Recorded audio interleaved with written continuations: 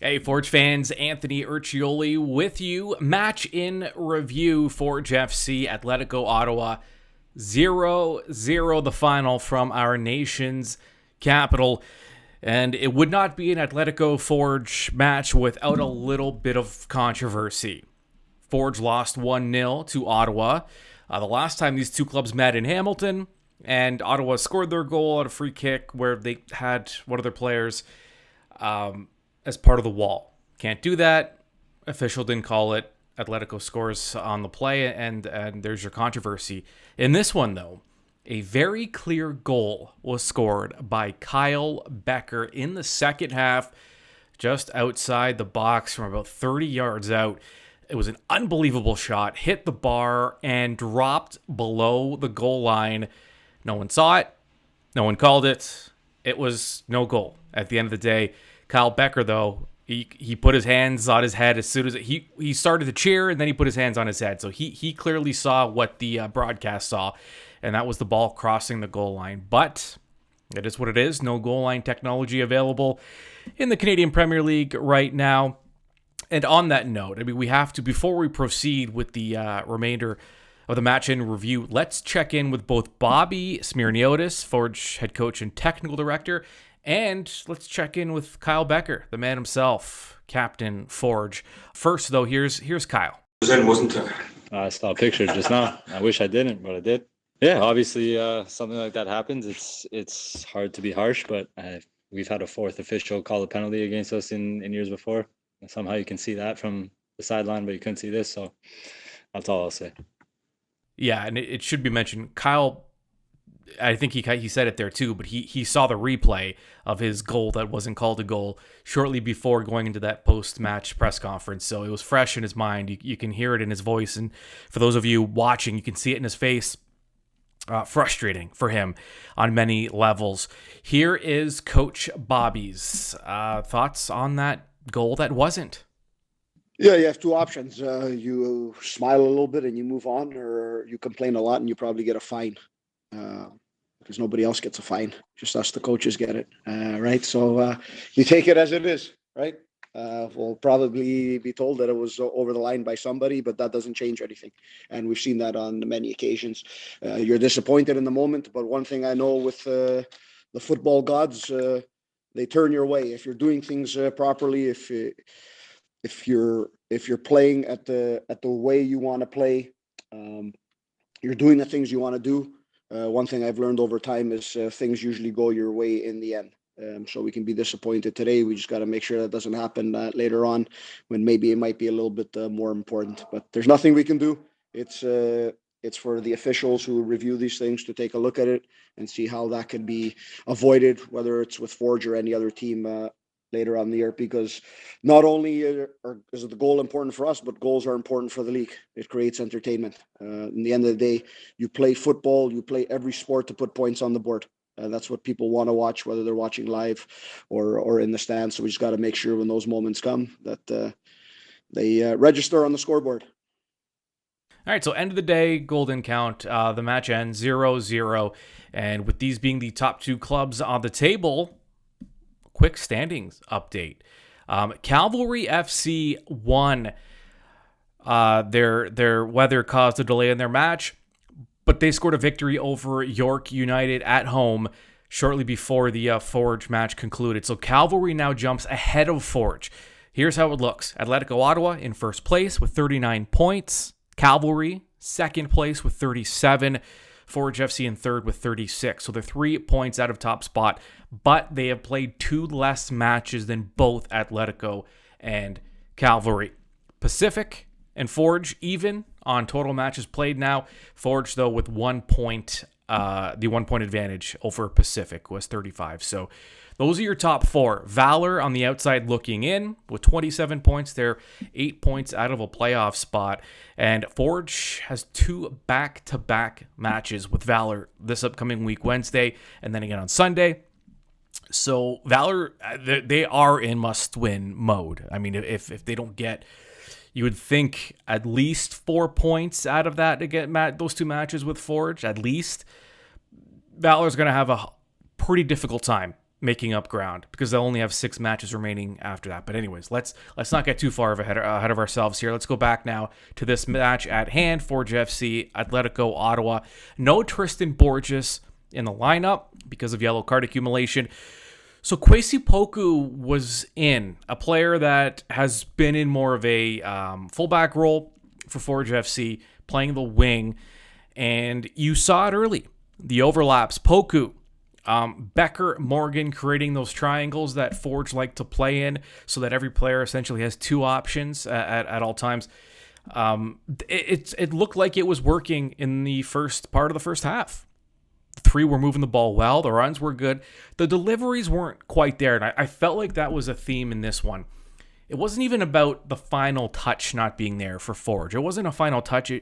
The ball, it was that step before the final touch. The second to last touch wasn't there. The deliveries weren't quite on point, and you could see Forge working that left side with those 3 players I mentioned. And as the game went on, some space started to open at the top of the box where Becker's goal that was scored from. There was a lot of room up there as the match went on, and I thought Forge could have done a better job at getting into those spaces and making those runs. So it's odd to watch a team at the top of the table. Ottawa entered this match in first place. They remain in first place.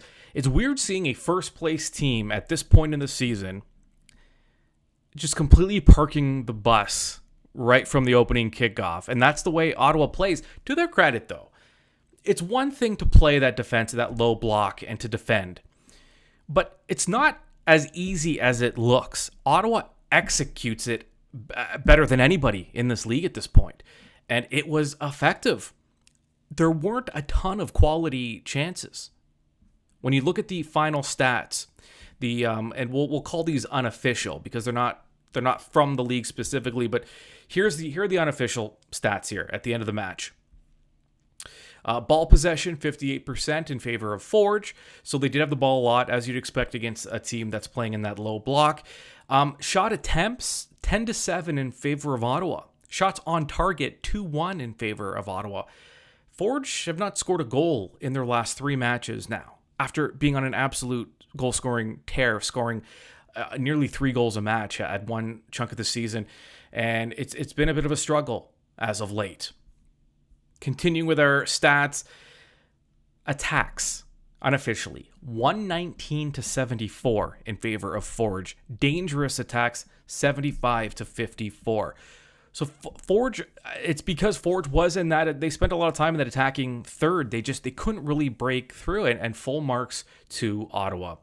Here is head coach Bobby Smyrniotis and his thoughts on the match and Forge's inability to cash in officially. And I think those opportunities were there for us, and that's the disappointment today. I don't think we took those opportunities in the spaces that we knew we could find against Ottawa. And that's a discussion we'll have with the players and the team, because you prepare for something, you do something, and then maybe the players see something differently in the live action of the game.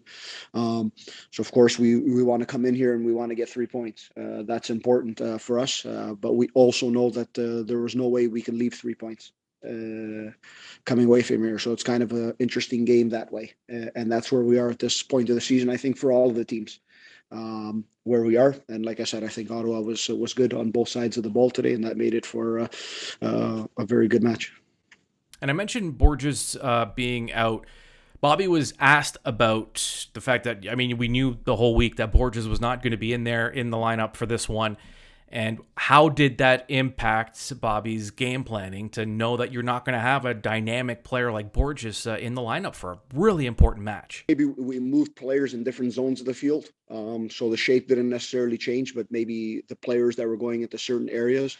But the preparation was good this week. You know he's not going to be in there, and we're a deep squad around the park that can move things around with the players. So it's usually not something that phases me and the coaching staff or the players. It's an opportunity for our next player. Today, young Kwesi Poku's gone in there to play a role he's traditionally played as a left back. For us in the season, we played him in a bit more advanced role. That could be a risky decision in such a big game, but for young guys, it's good to throw them in the fire. because that's the way you learn, and you learn what they have in that moment, not what they have for the future. You don't judge them on that. But it's a great opportunity for them to get themselves moving, and something that was a little bit more difficult for him today, asking him to play a new role. So Forge started with Poku, Pacius, and Campbell. It wasn't until the second half we had the rare triple switch. It was Sissoko, who was playing midfield, came off. Noah Jensen came in. This is all in the 78th minute, the triple switch. So Sissoko came off, Jensen came on, Pacius came off, Jordan Hamilton came on, and then it was Taron Campbell coming off, and number 14, Emery Welshman, taking his place. So you started with the three I mentioned with Poku and Campbell and Pacius. Poku was subbed off as well, and David Choinière came on. And you noticed Choinière, they're different players, right? Poku, Choinière, and you saw that just extra little burst of pace, and you just saw that Choinière, the energy was there. I mean, you bring a guy on with full energy like that, and it's going to be noticed, especially in a match like this that was so hard fought.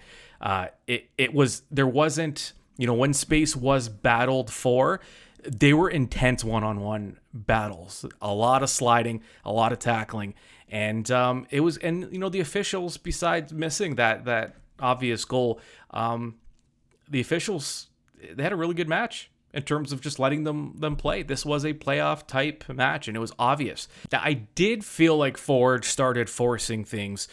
They played better in the second half, but there were periods there where it looked like they were frustrated, which is understandable when you're playing a team that defends like Ottawa can. There was some forces, there were some turnovers, and Ottawa was dangerous on the counter.